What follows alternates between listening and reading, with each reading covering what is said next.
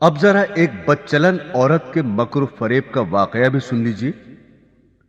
بنی اسرائیل کے یہاں ایک پہاڑ تھا جسے وہ بڑی عظمت والا سمجھتے تھے اور اس کی بڑی عظمت و توقیر کرتے تھے، اور اگر کسی بات کا فیصلہ کرتے وقت قسم کھانے کی نوبت آتی تو اس پہاڑ پر چڑھ کر قسم کھاتے اور اسے وہ سچا سمجھ لیتے۔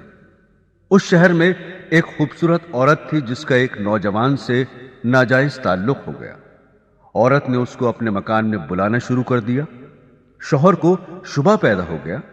بیوی سے کہا کہ مجھے شبہ ہے کہ میری غیر حاضری میں کوئی تمہارے پاس آتا ہے۔ عورت نے انکار کیا۔ شوہر نے کہا اگر تو سچی ہے تو پہاڑ پر چڑھ کر قسم کھا لے کہ تیرا کسی سے ناجائز تعلق نہیں ہے۔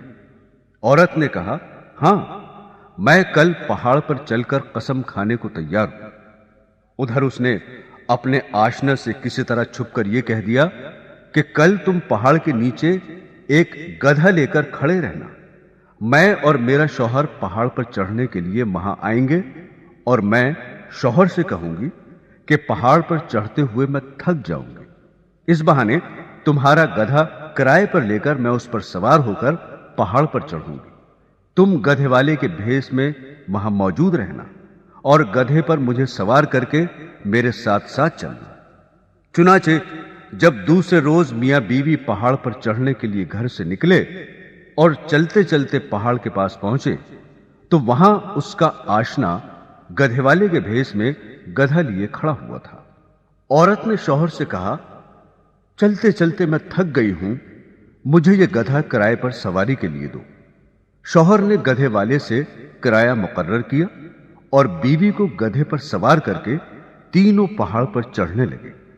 جب وہ جگہ آئی جہاں لوگ قسمیں کھاتے تھے تو اس مکار عورت نے اپنے آپ کو گدھے سے نیچے گرا دیا، اور اس گرنے میں اپنی رانے وغیرہ قابل سطر بدن بھی ننگا کر دیا، اور ایسی صورت پیدا کر دکھائی کہ شوہر نے یہی سمجھا کہ گدھے سے اتفاقاً گر گئی اور گرتے ہوئے اتفاقاً ننگی ہو گئی ہے۔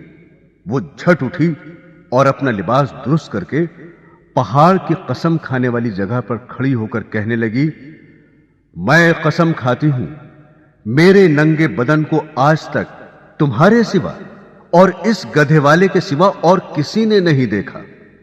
شوہر مطمئن ہو گیا کیونکہ اس نے یہ سمجھا کہ اس گدھے والے نے اسے گدھے سے گرتے ہوئے اس کا ننگا بدن اتفاقاً دیکھا۔